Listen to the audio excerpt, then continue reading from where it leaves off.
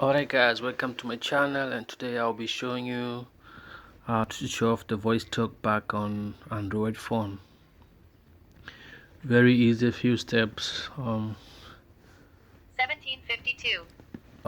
You're gonna have to use your two fingers to scroll the screen in order the screen to respond to your Screen off.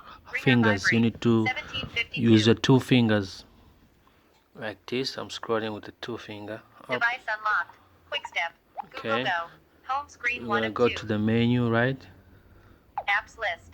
We double tap it, Apps right? list. Remember, Keyboard, use the grid, two fingers 11 to rows, scroll 5 it. columns. So we're gonna scroll it all the way down to the settings, Settings. right? Settings. Then we're gonna Search go setting. down to accessibility, right? Yeah, Accessibility. there we Navigate go. up button. The Double talk back tap to is activate. on. Now we're gonna have to put it off. Go to talk back. Top back. Use Navigate service off. On. Alert stop talk back. Okay. Talk back off. And our phone will be fixed. Now it's fixed. Everything works perfect.